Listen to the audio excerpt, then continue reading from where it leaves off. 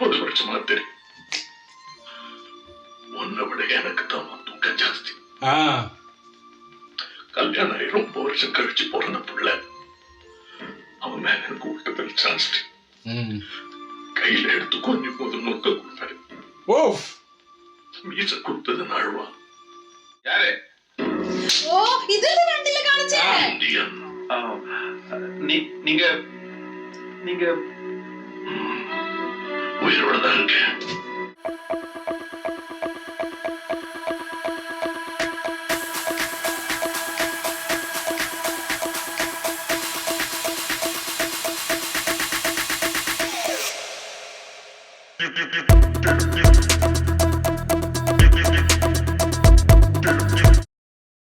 இதுவும் ஒரு வீரப்பங்கேசன் பிடிச்சிட்டீங்களே. ഇനിമേ എന്നാ പ്രൊമോഷൻ தான். വലിയ ആൾക്കാരിട്ട് കാവല്ലേ, കാരണം ആള് കുറച്ചും കൂടി ഇതല്ലേ മറന്നു. என்ன பண்ணாமா பிடிக்குமில்ல சார்? ராத்திரி 10 மணிக்கு. ஓ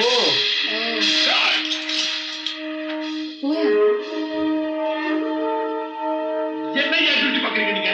போங்கயா போய் புள்ள போய் கேளுங்க. இந்த அத்தனை பேர் டிஸ்கஸ் பண்ணிடுறோம். சாமி நீ கோட்டை விட்டு அவங்க மேலே ஆப்பாயிரேன். കൊല്ലാനാ നോക്കി കേട്ടോ. പ്ലാൻ ചെയ്തു மட்டும் போறாதியா. புடிச்சவன பத்திரமா பாதுகாக்கிறது இல்லனா என்னையா போலீஸ்கார நீ? Sorry sir, it's a shame for me. Give me 2 days. எப்படி அந்த கிழவனை பிடிச்சறேன். വേറെ ആൾക്കാരെ വെച്ചിട്ട് കൊല്ലാൻ നോക്കായിരുന്നു. സെക്രട്ടേറിയറ്റിനൊക്കെ ഹോൾഡ്. കാരണം എല്ലാരും മറ്റേ ലഞ്ചത്തിന്റെ ആൾക്കാരല്ലേ. ഇതാ சேனாபதி நோக்கு வருமாத்தாலே விலங்க ஒடிச்சலாம் பாக்குறீங்களா? சஸ்பென்ஸ். இந்த சஸ்பென்ஸ் ஏற்ப கழி கொடுக்க வேண்டிய கைதிக்கு சாம்பார் சாதம், ரசம் சாதம், தயிர் சாதம். என்ன கிருஷ்ணசாமி ஆரே கட்சி மாறிட்டீரா? நான் எப்பவுமே உங்க கட்சி தான். நீங்க செஞ்சது கரெக்ட். என் வீட்லயே உங்களுக்கு கற்பூரம் ஏத்த தயாரா இருக்காங்க. நானும் உங்ககிட்ட ஆட்டோகிராஃப் வாங்குவேன். வெறும் கிருஷ்ணசாமியா? பட் கிருஷ்ணசாமி ஐபிஎஸ் கடமையை மீறவன் இல்லை. இப்போ என் கடமை செஞ்சுட்டு தான் இருக்கேன். நீங்க உயிரோடு இருக்கிறது அரசாங்கத்துல பல பேருக்கு தர்ம சங்கடம். அதனால உங்களை கோர்ட்டு கொண்டு போறதுக்கு முன்னால தீர்த்துக்கணும்னு முடிவு பண்ணிட்டாங்க. உங்களை கைது செய்யறது எப்படி என் கடமையோ அதே மாதிரி உங்களை உயிரோடு கோர்ட்ல கொண்டு போய் ஒப்படைக்கிறதும் என்னோட கடமை. இன்னைக்கு சனிக்கிழமை, திங்கட்கிழமை தான் கோர்ட்டு. அது வரைக்கும் இந்த விஐபி என்னோட இருந்தாள். சபாஷ் கிருஷ்ணசாமி, சபாஷ். கை கொடுங்க.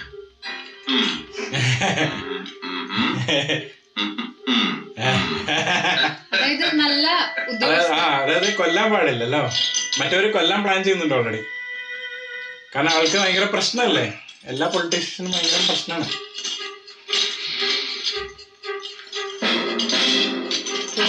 പഠിച്ച വിദ്വാനാണ്. ബ്രിട്ടീഷുകാരോട് യുദ്ധം ചെയ്തല്ലേ.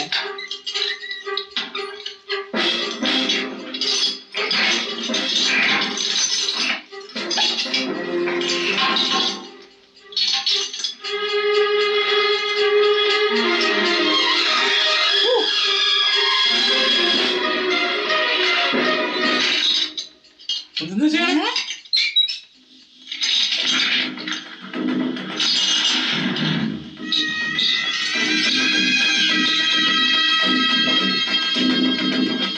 ഓണാക്കിയിട്ട് മാത്രം. അപ്പൊ മറ്റേ രീതിയിലല്ലോ പൊട്ടിക്കാൻ. പക്ഷെ ഏറ്റവും വലിയ ട്രിക്ക് വെച്ച് മാറ്റിയതാണ്.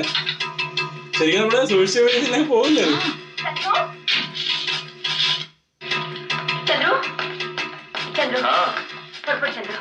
உடனே நீ பாம்பே போகணும். இந்த ஃபிளைட் டிக்கெட். பாம்பே எதுக்கு? உங்க அப்பா போலீஸ் கஸ்டடியில இருந்து தப்பிச்சிட்டாரு. ஓ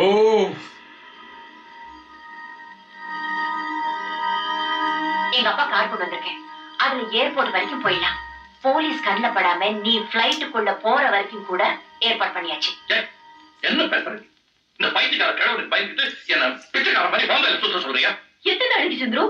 ஒரு நாளோ 2 நாளோ எப்படி அவர் பிடிச்சிருவாங்க, இல்ல சுட்டாவது கொன்னுடுவான்.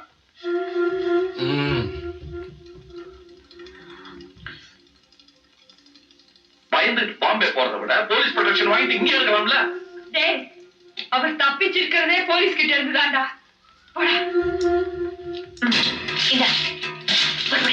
അമ്മയും പറയുന്ന പോവാനാണ്. കാരണം ഇല്ലെങ്കിൽ കൊന്നാളും ഷുവറായിട്ട് കൊല്ലില്ലേ. അതായത് മകനോടുള്ള വാത്സല്യം അവിടെ കാണിച്ചു.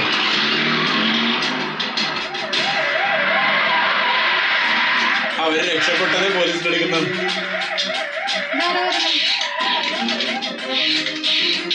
ഇവിടെ വന്ന് അതും പോലീസ് ഉണ്ടല്ലോ.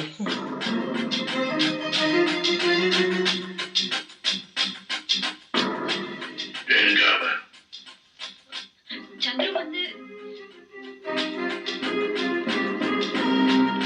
ആ മ്യൂസിക് അല്ലേ മറ്റേ ഇൻട്രോ മ്യൂസിക്. தெரியாது. அமிர்தம், உனக்கு போய் சொல்ல வராது, வீணா முயற்சி பண்ணாத. எங்க அவன்? இப்ப பிள்ளையா புருஷனாங்கிறது முக்கியம் இல்ல, நாடா வீடாங்கிறது தான் முக்கியம். எங்க அவன்?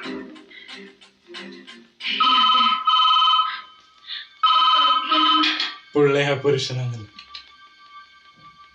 ஹலோ ஹலோ, நாங்க இந்தியன் ஏர்லைன்ஸ்ல பேசுறோம். பாம்பே போற IT 536 ஃளைட் வந்தவரை ഓ சந்திர கிட்ட இன்ஃபார்ம் பண்ணிடுங்க.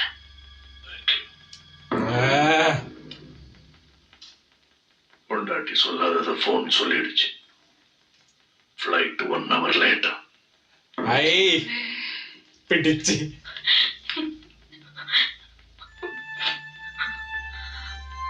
அவ முகத்தை பாருங்க. சத்ருவ கட்டிக்க போறவ அவ வாழ்க்கைய பாழாக்கிடாதீங்க.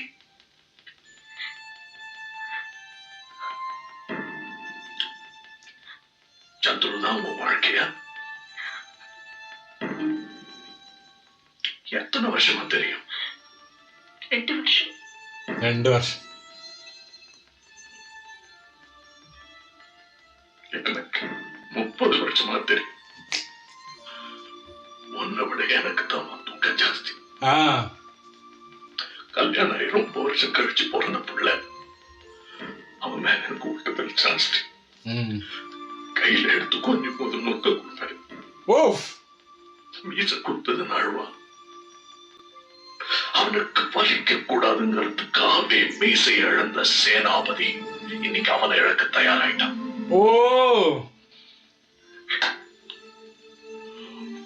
உன்னை விட எனக்கு தான் இழப்பு ஜாஸ்தி. இருந்தாலும் ஒரு உயிரை கொல்லுறது தப்புன்னு சொல்றிய? வாயில்லா பிராணி அடிபட்டாலே தாங்க மாட்டேன். நீ 40 பச்சை குழந்தைங்க, தப்பு இல்லையா? புத்திக்கு தெரியுது, மனசுக்கு தெரியல. எனக்கு மனசு புத்தி எல்லாமே ஒண்ணுதான். இவளுக்கு நீ மருமகளா இருக்கிறத விட ஒரு நாள் மகளா இருக்கு நான் ரொம்ப സന്തോഷപ്പെടുவேன். കാരണം നല്ല പ്രവൃത്തിയല്ലേ ചെയ്യുന്നേ. മൃഗങ്ങളെയൊക്കെ സംരക്ഷിക്കുന്നല്ലേ. അതാ പറഞ്ഞ വായില്ലാത്ത മൃഗങ്ങൾക്ക് വേണ്ടിട്ട് നല്ല മകളാവൻ.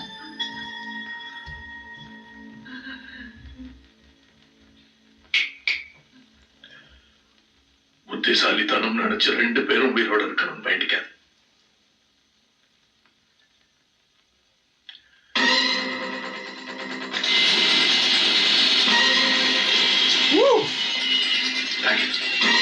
ആളെ രക്ഷപ്പെട്ടു പോവാണേ. വരുന്നുണ്ട്. അതെന്നെ പൊളിച്ചോണ്ടേ. പിന്നെ അല്ല ഓനെ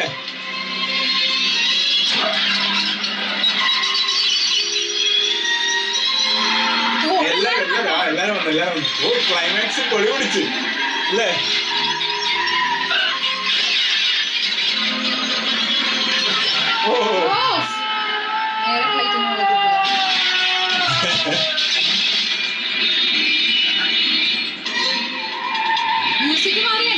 മാറി മൊത്തത്തിൽ മാറി.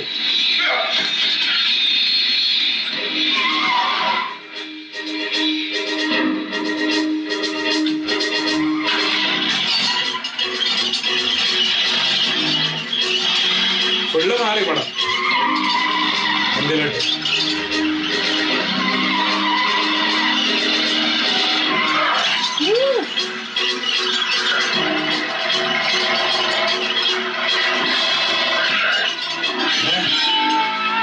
ആൾക്കാരെ മൊത്തം പറപ്പിക്കുകയാണല്ലോ അവസാനം.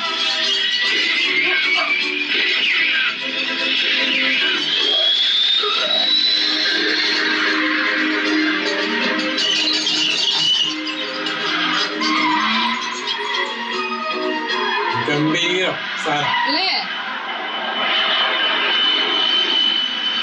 ഓ ഉമ്മാ. ആ ഷോട്ട് കാണിച്ചിട്ടുണ്ടായിരുന്നു.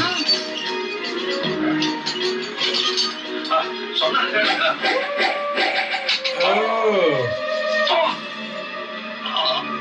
വേറെ പറച്ചിലൊന്നും നിന്നില്ല.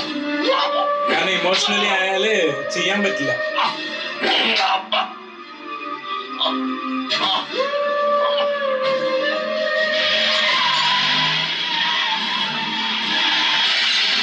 ഓ ഓ ഈ ആൾക്ക് ഫ്ലൈറ്റ് പോയാ? അത് മറ്റേതാണ്, വേറെ ഫ്ലൈറ്റ് ആണ്, നിർത്തിയിട്ട ഫ്ലൈറ്റ് ആണ്. അതിന്റെ അടുത്ത് മറ്റേ ഇതുണ്ടായിരുന്നു, ഡീസലിന്റെ വണ്ടി എന്തോ ഉണ്ടായിരുന്നു, അതാണ് ബ്ലാസ്റ്റ് ആയത്. അത് കുറച്ചുകൂടി റിയലിസ്റ്റിക് ബ്ലാസ്റ്റ് വരും ഭയങ്കര റിയലിസ്റ്റിക് ഫീൽ ഇല്ലേ? ചിലപ്പോ ചെയ്തിട്ടുണ്ടാവും റിയൽ ആയിട്ട് കുറച്ച് സാധനങ്ങൾ. എന്താ ഭയങ്കര റിയൽ ഫീൽ ഇല്ലേ ആ ഫുട്ടേജ്? റിയൽ ആയിട്ട് ചെയ്യാൻ പറ്റുന്നുണ്ട്. ഇങ്ങേരെന്തേ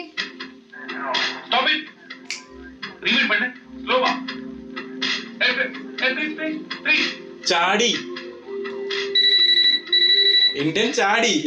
എന്നാ തട്ടണത് പിടിച്ചിട്ട്? ഹലോ ഹലോ யாரு? ഓ ഇതല്ലേ രണ്ടില് കാണിച്ചേ? இந்தியன் நீங்க நீங்க உயிரோட தான் இருக்கேன். பெத்த புள்ளியை கொலை பண்ணி தப்பு பண்றவங்க மனசுல நிரந்தரமான பயத்தை உண்டாக்கிட்டீங்க. இவர் ரியலி கிரேட் சேனாபதி. ஆமா, இப்ப எங்க இருந்து பேசுறீங்க? கூப்பிடுற தூரத்துல இருந்துதான். நான் பேசுறத இப்ப ரெக்கார்ட் பண்ணிட்டு இருக்கேன். அத ரேடியோல போட்டு காட்டு. நான் தப்பிச்சு போறதை ஏர்போர்ட் வாட்சிங் டவர்ல இருந்து ரெக்கார்ட் பண்ணிருப்பாங்க. அத டிவியில போட்டு காட்டு. ஜனங்களுக்கு நான் உயிரோட இருக்கிறது தெரியணும். எங்க தப்பு நடந்தாலும் கண்டிப்பா நான் வருவேன். இந்தியனுக்கு சாவே கிடையாது. ஓ ஜெயஹிந்த். Hello hello. അയ്യോ ഇന്ത്യൻ മാസ അവസാനം.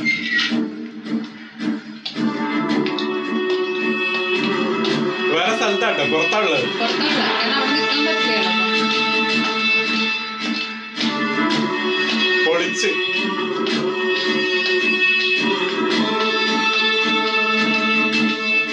അല്ലേ? ഗ്രേറ്റ്. അതുകൊണ്ടാണ് ഈ ഒരു മൂവിനെ ഗ്രേറ്റ് എന്ന് പറയുന്നത് ഇപ്പൊ മനസ്സിലായിട്ടോ. അതായത് സത്യമായിട്ട് നമ്മളെ ഇന്ത്യൻ 2 റിയാക്ഷന്റെ ആ ഒരു വീഡിയോ വന്നില്ലായിരുന്നു? ആ സമയത്ത് നമ്മൾ റിയാക്ഷൻ ചെയ്ത സമയത്ത് നമുക്ക് കുറേ ഇങ്ങനെ ഒരു കമന്റ് ഉണ്ടായിരുന്നു, അതായത് നിങ്ങൾ ഇന്ത്യൻ കാണാണ്ട് ഇന്ത്യൻ 2 കണ്ടിട്ട് കാര്യമൊന്നുമില്ല, അല്ലെങ്കിൽ നിങ്ങൾക്കൊന്നും അറിയില്ല, അങ്ങനത്തെ കുറെ സംഭവങ്ങൾ. കാരണം അത് കുറെ ആളുകൾ പറഞ്ഞിട്ടായിരുന്നു നിങ്ങൾ കാണൂ, എന്നാലേ നിങ്ങൾക്ക് മനസ്സിലാവുള്ളൂ എന്നൊക്കെ. ശരിക്കും എനിക്ക് തോന്നുന്നു ഈ ഒരു മൂവി കാണാതെ ഇന്ത്യൻ 2 ഇതിന്റെ ടീസറോ ട്രെയിലറോ കണ്ടാൽ നമുക്ക് എന്തോ അത് മനസ്സിലാവില്ല. മാത്രല്ല, ഇതൊരു മാസ്റ്റർ പീസ് സാധനമാണ്. അപ്പൊ ഈ മാസ്റ്റർ പീസ് സാധനത്തിന്റെ 2ാം ഭാഗം വരുന്ന സമയത്ത് ഓൾറെഡി ഇത് കണ്ടവർക്ക് അറിയാം ഇത് എത്രത്തോളം അടിപൊളിയാണെന്നുള്ളത്. അപ്പം ആ ഒരു സംഭവത്തിലാണ് അവർ എക്സ്പെക്ടേഷൻ ഉള്ളത്. അത് മാത്രല്ല, ഇപ്രാവശ്യം അനിരുദ്ധാണ് മ്യൂസിക് ചെയ്യുന്നത് പറഞ്ഞിട്ടുണ്ടായിരുന്നു. അപ്പൊ ആ സമയത്തുണ്ടായിരുന്നു എനിക്ക് തോന്നി എന്തുകൊണ്ട് ഇത്ര പ്രീ ജഡ്ജ്മെന്റ് ചെയ്തു.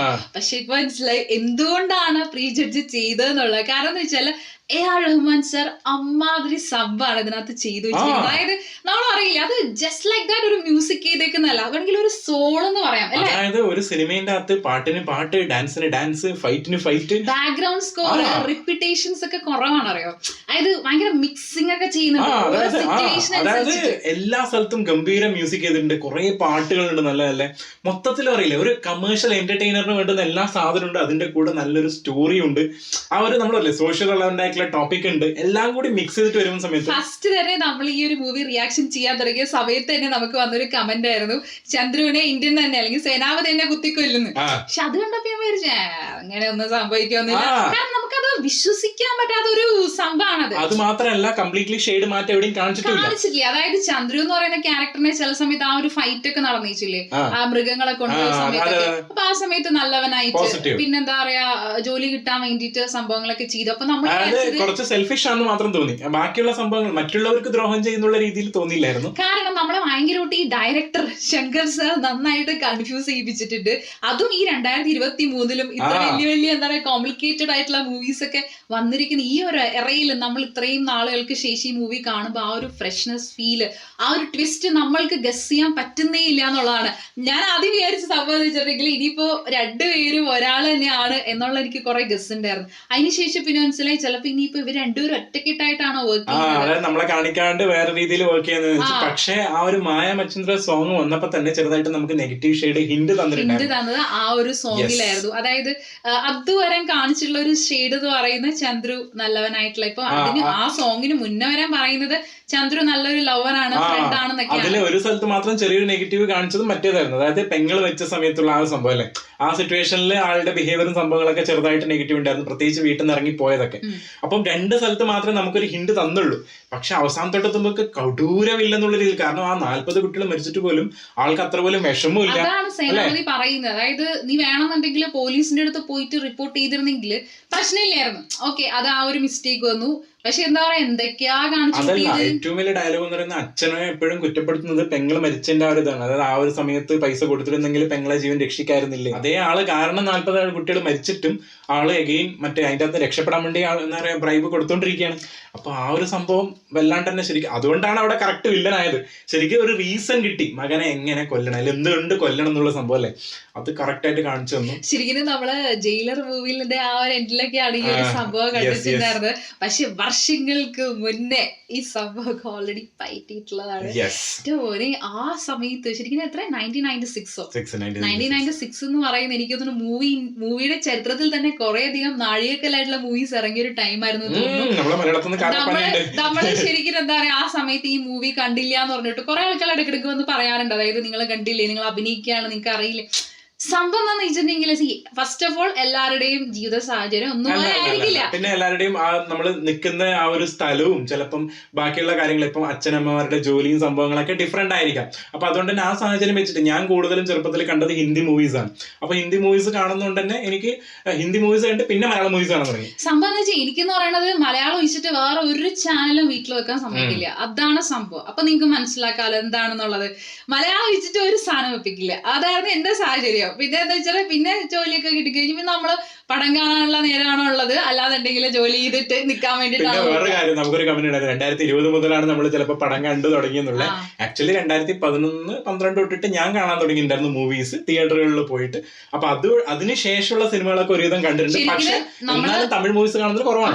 തമിഴ് മൂവീസ് നല്ല കുറവാണ്. ആ സമയത്ത് ഞാൻ കണ്ടിരിക്കുന്ന തമിഴ് മൂവീസ് എന്ന് പറയുന്നത് അന്യം കണ്ടിട്ടുണ്ട്, പിന്നെ അല്ലു അർജുന്റെ മൂവീസ് ഒക്കെയാണ് കൂടുതൽ വരുന്നത്, ഗജനി കണ്ടിട്ടുണ്ട്, അങ്ങനെയൊക്കെയാണ്. അപ്പൊ ഞാൻ തളപതിയുടെ ഗില്ലിയൊന്നും കണ്ടിട്ടില്ല, കുറെ പടങ്ങൾ ഇനിയും കാണാനുണ്ട്. ശരിക്കും നമ്മൾ തുപ്പാക്കി കണ്ടിട്ടില്ല. അപ്പൊ റിയാക്ഷൻ ചാനൽ ശരിക്കും നമ്മൾ തുടങ്ങിയ സമയം തൊട്ടിട്ടാണ് നമ്മൾ മൂവീസ് കുറെ എക്സ്പ്ലോർ ചെയ്യുന്നത്, ഓരോ തലങ്ങൾ. അപ്പൊ നമ്മള് ഇന്ത്യൻ മൂവി ഇവൻ കുറെ അധികം ബാരിയേഴ്സ് നമുക്ക് ഇതിന്റെ ഇടയിൽ വരുന്നു ഈ മൂവി സ്റ്റാർട്ട് ചെയ്തപ്പോ കാണാൻ പറ്റും. നമ്മൾ ഇടയ്ക്കിടയ്ക്ക് ആ ഒരു ഗ്യാപ്പ് വരുന്ന ചില ദിവസങ്ങൾ അസുഖം, ചില ദിവസങ്ങളിൽ എന്തെങ്കിലും പ്രശ്നങ്ങൾ, ഫുള്ള് പ്രശ്നങ്ങൾ. നമുക്കിത് എങ്ങനെയെങ്കിലും ഒന്ന് ഫിനിഷ് ചെയ്യണമെന്നുണ്ടായിരുന്നു. കാരണം ക്യൂരിയോസിറ്റിയാണ് എന്താ സംഭവം എന്ന് അറിയാൻ വേണ്ടിട്ട്. പക്ഷെ ഇങ്ങനെ കുറെ മുടക്കുകളൊക്കെ വന്ന് നമ്മള് ഇന്ന് നല്ല കട്ടൊക്കെ മുടക്കുണ്ടായിരുന്നു. പക്ഷെ നമ്മളിങ്ങനെ പിടിച്ചു നിന്നിട്ട് യെസ് നമ്മൾ ഇന്ന് ഒരു കമ്മ്യൂണിറ്റി പോസ്റ്റ് ഇടാൻ താല്പര്യമില്ലാത്തതുകൊണ്ട് ഇന്ന് നമ്മൾ ഫിനിഷ് ചെയ്താണ് സംഭവം. സത്യം പറയാ ഗ്രേറ്റ് മൂവി, അല്ലെങ്കിൽ എന്താ പറയാ മാസ്റ്റർ പീസ്, അത്രേ ഉള്ളൂ. മാസ്റ്റർ പീസ് എന്ന് വിളിക്കാം. അതില് എടുത്തു പറയേണ്ടത് കമൽ സാർ 2 റോളും ഗംഭീരമായിട്ട് ചെയ്തിട്ടുണ്ട്.